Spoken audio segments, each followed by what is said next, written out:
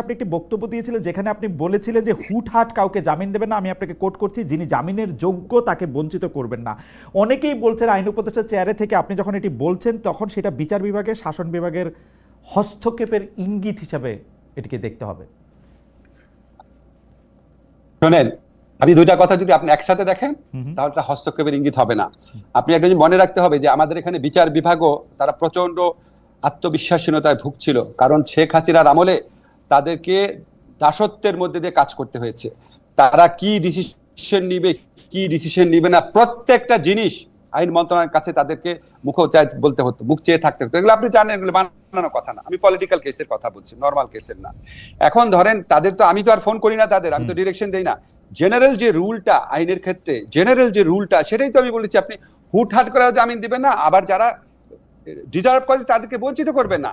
কারণ আগের আমলে হুটহাট করেই জামিন দেওয়া হতো আওয়ামী লীগের লোকদের, আর যারা পাওয়ার কথা তাদেরকে বঞ্চিত করা হতো বিএনপির লোকদের বা জামাতের লোকদের বা আপনার হেফাজত ইসলামের লোকদের।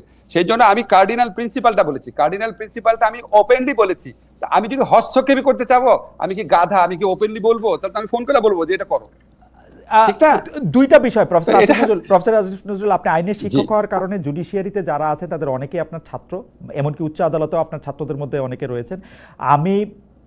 কিন্তু আপনি যখন আইন উপদেষ্টা মানে সরকারের নির্বাহী বিভাগের চেয়ারে বসে যখন এই কথা বলেন, তখন যারা জুডিশিয়ার মানে যারা চালান তাদের ক্ষেত্রে এটা মনে হইতে পারে কিনা যে স্যার আমাদেরকে ধমক দিচ্ছেন, যেই ধমকটা আসলে আপনার দেওয়ার কথা না।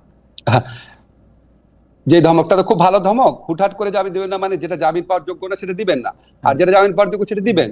এটা ধমক কোথায় হলো? এটা তো সৎ উপদেশ। আমি তো বলেছি যে জামিন পাওয়ার যোগ্য মানে বঞ্চিত করবেন না। এখন আমরা আপিল টু আপিল কম্পেয়ার করি। ধরেন আনিসুল হক সাহেব যদি এই কথা বলতেন শেখ হাসিনার আমলে, আপনি এটা পছন্দ করতেন কিনা বিং ল মিনিস্টার? ঠিক এই কথাটাই আনিসুল হক বললে, হ্যাঁ আনিসুল হক এটা বললে পছন্দ করতাম না, কারণ আনিসুল হক 15 বছর বিএনপির লোকদেরকে যেভাবে জামিন বঞ্চিত করেছেন, উনার আমলে খালেদা জিয়ার যেভাবে বিচার হয়েছে, তারেক রহমানের যেভাবে বিচার হয়েছে, উনার আমলে যেভাবে গুম করা হয়েছে, ওই আমলের প্রেক্ষিতে মনে হতো এই লোকটার মধ্যে অশুভ কোনো চিন্তা আছে, প্রত্যেকটা কথার মধ্যে একটা অশুভ আছে। আমরা তো এগুলি করে দিই, আমরা তো কাউকে গুম করি নাই। কিন্তু জামিন দেওয়ার ক্ষেত্রে কি করেছেন প্রফেসর আসিফ নজরুল, আপনি একটু দৃষ্টি আকর্ষণ করতে চাই। ধরেন আমার বন্ধু শাকিল, তার স্ত্রী রূপা, তাদের বিরুদ্ধে যে হত্যা মামলা হয়েছে, সেই হত্যা মামলায় তাদের জামিন পাইতে কোন জায়গায় আটকায়? আমি তো আটকানোর জায়গা দেখি না। মামলা থাক, হত্যা মামলা থাক, আরো 10টা মামলা থাক, কিন্তু তাদেরকে জামিনে কোথায় আটকায়? আমি তো আইনের জামিনে আটকাইতে দেখি না স্যার, আমাকে যদি একটু আলোকিত করতেন। একই তো কথা, সরকারের পছন্দ করে না আপনারা এখন মানে সরকারের বিরুদ্ধে, সেজন্য আপনি আদালতে রাইখা দিচ্ছেন, মানে তাদের জামিন হবে না। আজকে 10 মাস হয়েছে। আচ্ছা, আমি মাঝখানে আপনার কথা শুনি নাই, বাট আমি বুঝতে পারছি আপনি শাকিল ফারজানার উপর কথা বলেছেন। দেখেন, আপনাকে আমি একটা স্পষ্ট কথা বলি। আপনারা একটু জিনিস লক্ষ্য করবেন, কিছু ক্ষেত্রে কিন্তু আমরা বিচারিক আদালতে থেকে জামিন হয়েছে, কিছু ক্ষেত্রে হওয়ার পরই আপনার স্বরাষ্ট্র মন্ত্রণালয় থেকে শোন অ্যারেস্ট দেখিয়েছে, কারণ অন্য কেউ লোক মামলা করে দিয়েছে। যেমন একটা এক্সাম্পল আপনাকে বলি, ইঞ্জিনিয়ার মোশাররফ, সাবেক এমপি দবিরুল ইসলাম, ওনারা অসুস্থ, ওনারা কিন্তু জামিন পেয়েছে, 3-4টা মামলা জামিন পেয়েছে। তারপর সাথে সাথে জামিন পাওয়ার সাথে সাথে, এখন বিএনপি করে না জামাত করে নাকি ছাত্ররা করে আমি জানি না, সাথে সাথে একটা মামলা হয়, সাথে সাথে শোন অ্যারেস্ট দেখায়। আপনি এগুলি স্ক্রুটিনাইজ করে দেখেন।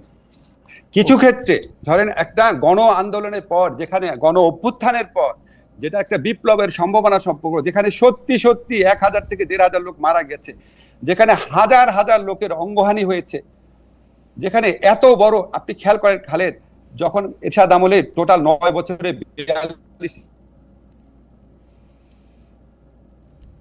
জন মারা গেছে, তারপরে মানুষ 2-3 সপ্তাহে 1000-1500 লোক মারা যাওয়ার পর মানুষের মনে যেই ক্রোধ তৈরি হয়, মানুষের মনে বিচার বিভাগ পুলিশের প্রতি যে রাগ তৈরি হয়, যে 15 বছরে তুমি আমার জামিন দাও নাই, 15 বছরে তুমি আমার ফলস কেসে ঢুকাইছো, তখন বিচারক কি নিজেই ভয় পায় কিনা, বিচারক কি সেনসিটিভিটির বিচারে সে নিজেই জামিন দিতে ভয় পায় কিনা, সেটা তো জিজ্ঞেস করার এখতিয়ার আমার নাই। এগুলি অনেক কিছু ডাইমেনশন আছে। এই পরিস্থিতি বাংলাদেশে কখনো হয় নাই। আমি আপনাকে শুধু একটা তথ্য দেই, কারণ আমারও কিছু বন্ধু বান্ধব আছে যারা এখন সরকারি চাকরি করেন। তাদের একজনের সঙ্গে পরিচয় করাই দিলেন, তিনি উত্তরাঞ্চলের একটি জেলা শহরের চিফ জুডিশিয়াল ম্যাজিস্ট্রেট। আমাদের সমন্বয়কদের একজন তাকে একটা ফোন করা ওইখান থেকে উজ্জ্ব করায় নিয়ে আসছেন। এই হচ্ছে গল্প। তারপরে আর স্বাভাবিকভাবে মামলা কার্যটা কেমনে চলবে? আর আমাদের দর্শকদের মধ্যে দুইটা জায়গায় কোন মন্ত্রণালয় না না, আপনার চিফ জুডিশিয়াল ম্যাজিস্ট্রেট, তো চিফ জুডিশিয়াল ম্যাজিস্ট্রেট আইন মন্ত্রণালয়ের অধীনেই। অসম্ভব কোন সমন্বয়কের ফোনে চিফ জুডিশিয়াল ম্যাজিস্ট্রেট চেঞ্জ করব? পরীক্ষা নিয়ে পরীক্ষা হয়তো আপনার অজান্তেও হইতে পারে, আমি জানি না তাকে অসম্ভব হতে পারে, আমি জানি না, কিন্তু অসম্ভব। আচ্ছা, আপনি আমাকে এরকম চিনেন? আমি শেখ হাসিনাকে ভয় পাই না, একটা সমন্বয়ক বলবে আমি ঘরে চেঞ্জ করে দিব। এখন শোনেন, আমাদের এখানে কিছু চেঞ্জ হয়েছে। যেটা হয়েছে, আপনার স্থানীয় পর্যায়ে আইনজীবীদের সাথে খারাপ সম্পর্ক হয়ে গেছে, খুব খারাপ অবস্থা। কিছু কিছু বিচারক আছে, তারা ইনসিকিউর ফিল করেছে, বিকজ ওই এলাকায় তাদের জাজমেন্ট নিয়ে অনেক প্রশ্ন আছে, মানুষ ক্ষিপ্ত ছিল, তারা রিকোয়েস্ট করে জায়গা চেঞ্জ করেছে। আর কিছু কিছু বিচারকের বিরুদ্ধে প্রচন্ড অভিযোগ ছিল, তাদের ক্ষেত্রে জায়গা চেঞ্জ করা হয়েছে। এখানে কোনো সমন্বয়কের কথায় বা কারো কথায় আমরা কাউকে পরিবর্তন করি নাই। সরি, আপনাকে যে বলেছে আমি তাকে চ্যালেঞ্জ করলাম, আপনি উনাকে বললেন আমার সাথে গোপনে যায় দেখা করে বলতে দেখাতে, আমি তাকে প্রতিকার দিব যদি এরকম কিছু আমার অজান্তেও হয়ে থাকে। আচ্ছা ঠিক আছে, আমি তাকে বলবো অবশ্যই, এবং তিনিও নিশ্চয়ই আজকে এই অনুষ্ঠান দেখছেন এবং তিনি নিশ্চয়ই সরাসরি বলবেন হয়তো। আর আমাদের দর্শক আরেকটা প্রশ্ন করেছেন যে এই যে 4-5টা বিষয় নিয়ে, একটা হচ্ছে চিন্ময় কৃষ্ণ দাসের জামিন, 2 হচ্ছে সাগর রুনির হত্যাকাণ্ডের ব্যাপারে আপনি কোনো এটা কিছু বলবেন কিনা, সবচেয়ে বেশি প্রশ্ন আর কি এগুলি নিয়ে, এবং বিডিআর মিউটিনি যেটা আসে সেটার ক্ষেত্রে সরকার কোনোভাবে ওই মামলাটাকে সেনাবাহিনীর ভয়ে বা অন্য কোনো কিছুর কারণে প্রভাবিত করতেছে কিনা। চিন্ময় কৃষ্ণ দাস, প্রথম কথা হচ্ছে বাকি যে দুটো প্রসঙ্গ বলছে সেটা আমার মন্ত্রণালয়ের অধিভুক্ত বিষয় না, আমি এটা সম্পর্কে আপনাকে কারেক্ট ইনফরমেশন দেওয়ার মতো অবস্থায় নাই। চিন্ময় কৃষ্ণ দাসের ব্যাপারে উনি সম্ভবত হাইকোর্টে জামিন পেয়েছিলেন, রাইট? হাইকোর্টে জামিন পেয়েছিলেন, হাইকোর্টে জামিন পাওয়ার পর এগেইন উনাকে বোধহয় নতুন কেস দেওয়া হয়েছে। আপনি একটু খোঁজ দিয়েন, যখন একটা নতুন কেস দেওয়া হয় ওই কেসটা কি আমরা পুলিশ দিয়েছে বা সরকার দিয়েছে, আপনি একটু খোঁজ দিয়ে দেখেন। আপনাকে আমি একটা জিনিস চ্যালেঞ্জ করে বললাম, আপনি বলতে চান না শেখ হাসিনা গভর্নমেন্টের সাথে আমাদের পার্থক্য হচ্ছে শেখ হাসিনা গভর্নমেন্ট আমলে পুলিশ নিজে মামলা দিত, আমাদের সময় পুলিশ মামলা দিয়েছে কিনা আপনাকে চ্যালেঞ্জ করলাম। মামলা দেয় বিএনপির লোক, মামলা দেয় জামাতের লোক, মামলা দেয় ছাত্রদের নেতৃত্বে পরিচিত গণঅভ্যুত্থানের ক্ষতিগ্রস্ত ব্যক্তিরা, মামলা দেয় আপনার কিছু আইনজীবী যোগ সাজসে, মামলা হয় ক্ষোভ থেকে, মামলা হয় বিচারের প্রত্যাশা থেকে, মামলা হয় ব্যবসা বাণিজ্যের লোভ থেকে, কোনোটার মধ্যে সরকার কোনোভাবে ইনভলভ না। এখন একটা এরকম পরিস্থিতিতে 15 বছর যারা ক্ষুব্ধ, বিরক্ত, বঞ্চিত, মর্মাহত, ক্রুদ্ধ, তাদের প্রত্যেকটা অ্যাকশনকে আমরা খালি আহ্বান জানাতে পারি। আমি তো ওই অ্যাকশনের পার্ট না, আমি তো সেটা করছি না। শেখ হাসিনা আমলে সরকার নিজে করতো মামলা।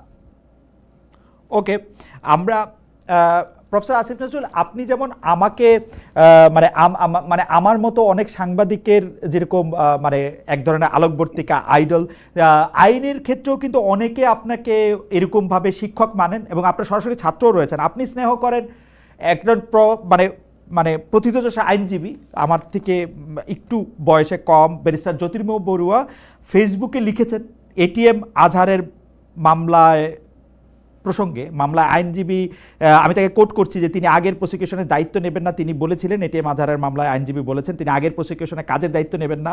তিনি এও বলেছেন তিনি আগে বিরাট সংখ্যক অভিযুক্তের পক্ষে লড়েছেন, এটা নিশ্চিত কনফ্লিক্ট অফ ইন্টারেস্ট।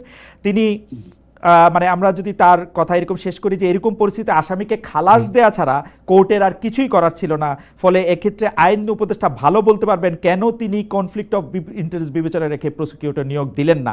এক পর্যায়ে ব্যারিস্টার জ্যোতির্ময় বড়ুয়া এরকম বলেছেন যে আসামি পক্ষের আইনজীবীর দুর্দান্ত সাবমিশনের বিপরীতে ট্রাইব্যুনাল পক্ষের আইনজীবী ছিলেন নেহায়েত শিশু। আপনি এই বিষয়টি খেয়াল করেছেন কিনা, এবং ব্যারিস্টার জ্যোতির্ময় বড়ুয়া এর জন্য মানে আপনাকেই আসলে মানে আপনাকে লক্ষ্য করে প্রশ্নটা অন্তত করেছেন, আপনি যদি একটু দেখতেন। আপনাকে একটা জিনিস বলি, আমি তো জ্যোতির্ময়কে স্নেহ করতাম, তো আমাকে কিছুদিন আগে জ্যোতির্ময় একটা স্ট্যাটাস একজন আমাকে ইয়েতে পাঠিয়েছে হোয়াটসঅ্যাপে। জ্যোতির্ময়ের বক্তব্যটা ছিল আমার মতো একটা গর্ধব শ্রেণীর লোক কিভাবে আইন উপদেষ্টা হলো আর কি। তো উনি যারা গর্ধব ভাবে, তো ওনার কাছে আবার কেমন আচরণ করবেন সেইটা শিখাতে যেতেছেন আপনার নেতা, এমনকি ডক্টর ইউনূসের কি করা উচিত, কিভাবে রাষ্ট্র পরিচালনা করে সেই শিক্ষা আপনারা দিচ্ছেন।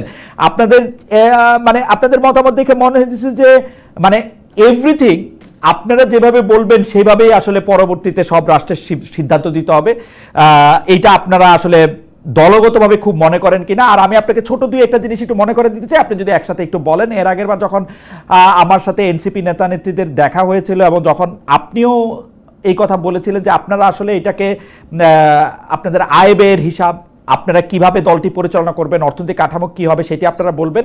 আমি একটু ছোট করে যোগ করতে চাই, আপনি এটি দিয়েই শুরু করতে পারেন যে আপনারা কি দল থেকে কোনো বেতন নিচ্ছেন ইয়ার হোল টাইমারদের মতো? কমিউনিস্ট পার্টির হোল টাইমাররা যেমন বেতন নিতেন এখান থেকে, এনসিপি নাহিদ ইসলাম কি আহ্বায়ক হিসাবে কোনো বেতন পান? যদি না পান তাইলে এখন তার পেশাটা কি আসলে? আপনার কাছে একটু যেতে চাই। আচ্ছা, শুরু থেকেই শুরু করি, যেহেতু শুরুর প্রশ্নগুলো একটু ওই আগের আলোচনার সাথে প্রাসঙ্গিক ছিল। আসলে সাংবাদিক বা বিএনপি বা অন্য কাউকে শিখানোর মতো ওরকম আমার মনে হয় না এটা করছে। আমরা বিভিন্ন ঘটনার প্রেক্ষিতে হয়তো বক্তব্য রাখতে গিয়ে এটা বলছি। আপনি নিশ্চয়ই লক্ষ্য করে থাকবেন আমাদের প্রত্যেকটা সদস্যের বিরুদ্ধে, নেতার বিরুদ্ধে কিন্তু খুব সিস্টেমেটিক্যালি খুব মিথ্যাচার হচ্ছে এবং প্রত্যেকটারই কিন্তু জবাব দিতে হচ্ছে। কেউ কোথাও একটা কৈফিয়ত দিতে হচ্ছে, সেটা নিয়েও একটা বিতর্ক হচ্ছে। কারো বাবার বাসায় 1200 বস্তা চাল পাওয়া গেছে, সেটাও একটা মিথ্যা ইয়া হচ্ছে।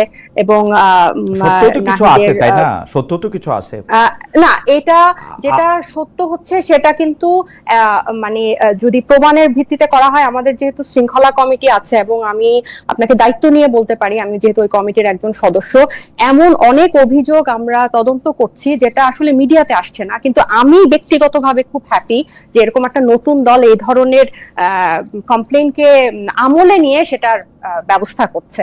সো ওইটা আসলে একটা দিক, আমরা কিন্তু প্রত্যেকটাই অ্যাড্রেস করছি। এবং কিন্তু যেটা আমাদের ইভেন হান্নান মাসুদ কিন্তু ভুল স্বীকার করে প্রকাশ্যে ক্ষমাও চেয়েছে। তো এরকম দৃষ্টান্ত আমরা স্থাপন করার চেষ্টা করছি। এখন বাকিটা তো পরেরটা তো পরে জানা যাবে।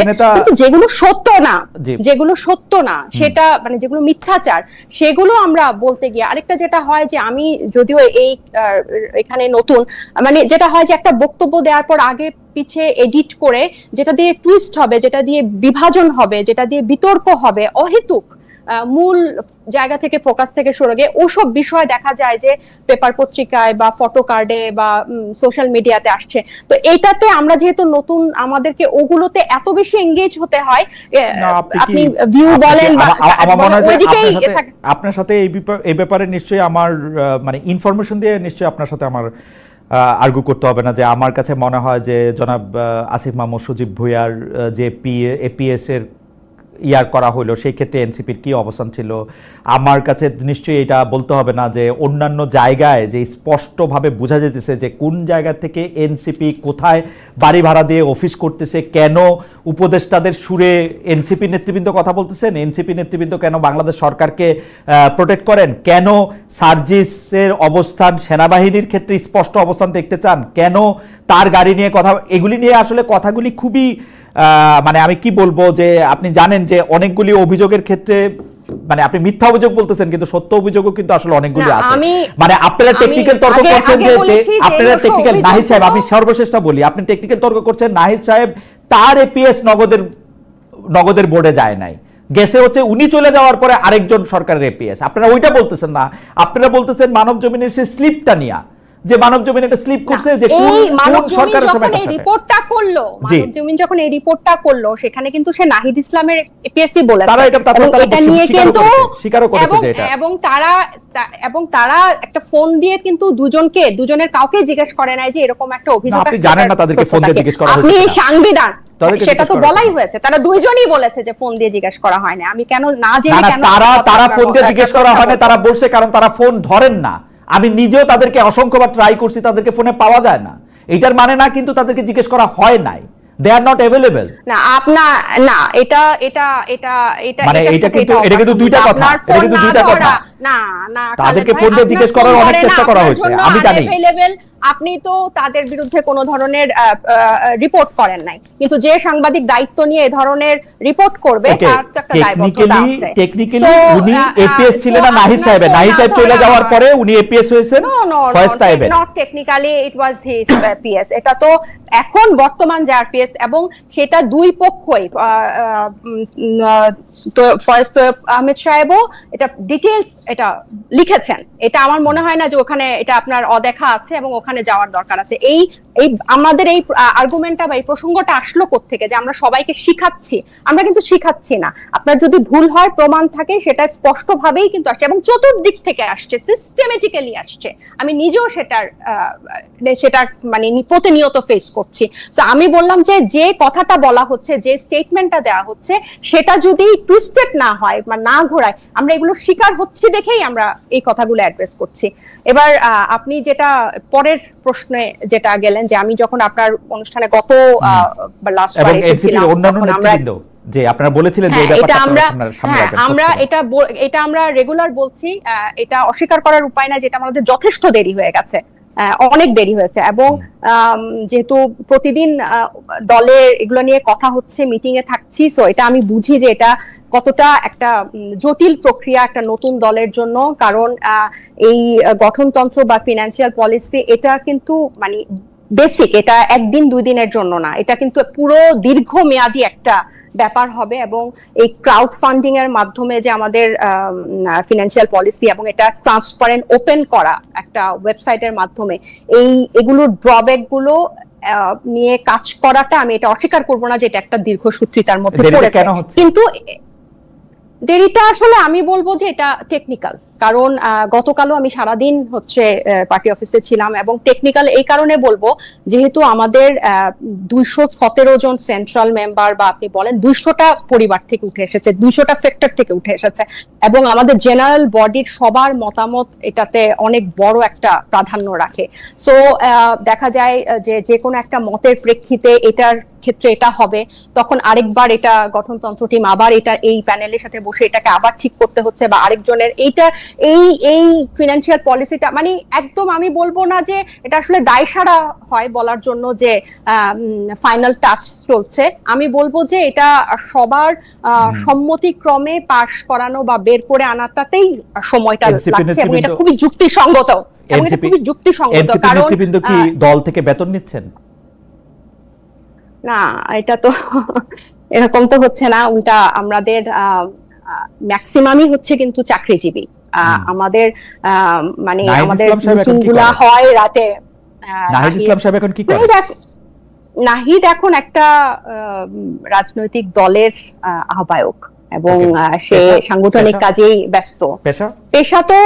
পেশা এটা আপনি ওনাকে জিজ্ঞেস করলেই আপনি মনে হয় ওনার কোনো পারিবারিক ব্যবসা আছে কিনা আপনারা জিজ্ঞেস করেন না? আমার এটা মানে আমার কাছে জিজ্ঞেস করাটা প্রয়োজন মনে হয় নাই। আপনাদের যদি জানতে, মানে সে এখন সাংগঠনিক কাজে ব্যস্ত, তার একটা বড় দায়িত্বশীল পদে সে আছে, এবং পুরো একটা নতুন রাজনৈতিক দলকে করা, আমাদের নিবন্ধন আছে সামনে, গঠনতন্ত্র আছে, পাশাপাশি এই যে সংস্কার কমিশনের এই জিনিসগুলো চলছে, আপনারা দল থেকে তাকে বেতন দেন, সেটা তো ভালো। এগুলো আমরা তাকে দিচ্ছি না, আমরা দলকে তো দিচ্ছি। আমরা যেভাবে পাচ্ছি তাদেরকে কিন্তু দলকে দিচ্ছি। যে আপনারা ডাকে, আমরা তো চলছে, আমরা এটা উনি কিভাবে চলবে, এটা উনি আছে, ওনার পরিবার আছে, এটা সম্পূর্ণভাবে তার ব্যক্তিগত বিষয়। আমি শুধু আপনি সহ আমার মনে হয় যে এটা ইখতিয়ারের প্রশ্ন না, এটা স্বচ্ছতার প্রশ্ন। আমি একটু দর্শকদের একটু জানা রাখি, আমি কিন্তু এই প্রশ্ন যে কোনো রাজনীতিবিদকে পাই, তার দলকে পাই, আমি কিন্তু এই প্রশ্ন সবসময় করে থাকি, কনসিস্টেন্টলি করি। আমি মনে করি যে এটা কাউকে আন্ডারমাইন করার জন্য না, খালেদ ভাই, কিন্তু আমি তো তাকে জিজ্ঞেস করতে পারি না। এবং সে যখন উপদেষ্টা থেকে বের হয়ে আসে, সে কিন্তু খুব সুন্দর করে তার সবকিছু বিবরণী দিয়েছিল, আমরা দেখতে পেরেছিলাম। সো এখনো যে গঠনতন্ত্র হচ্ছে বা যে ধরনের ফিনান্সিয়াল পলিসি হচ্ছে, তার বিবরণী দেখে আমার কাছে মনে হলো কিছুদিন মন্ত্রিত্ব পরিষদ সদস্যেরই কিন্তু এটা প্রকাশ করতে হবে, আমাদের আর্থিক স্বচ্ছতাটা প্রকাশ করতে হবে। সেটা আপনারা বলছিলেন যে প্রথম থেকেই করবেন, করেন নাই আর কি। হাউএভার এটা তো আমি স্বীকার করছি যে আমাদের এই ব্যাপারগুলো আসলে এখন বলতে গেলে অনেকটা মানে মনে হয় যে কালক্ষেপণ করছি প্রত্যেক প্রোগ্রামে এসে এসে, বাট ব্যাপারটা এরকম না। এগুলোতে আমরা কাজ করছি এবং অনেক দূর কাজ এগিয়েছে, গতবারের থেকে এখন অনেক দূর কাজ এগিয়েছে, কিন্তু জিনিসটা ফাইনালি প্রকাশ করার আগে সময় লাগছে, এটা আসলে অস্বীকার করার কোনো উপায় নেই। কিন্তু খালেদ ভাই, আমি এটা বলি যে এই যে ফিনান্সিয়াল ট্রান্সপারেন্সি যদি না থাকে, এনসিপি আসলে দাঁড়াতে পারবে না। এটা আমার ব্যক্তিগত মত। এটা Okay, ছাড়া okay, আসলে আমি এই পর্যায়ে আপনাকে শুধু আরেকটা প্রশ্ন করি, যে সেটা হচ্ছে যে নোবেল পুরস্কার সহ আরো কিছু পুরস্কার যেমন অস্কার, পুলিৎজার, এগুলি পুরস্কারের জন্য কর মুক্ত করার আওতামুক্ত করা হয়েছে এবার বাজেটে। এর সঙ্গে কি ডক্টর ইউনূস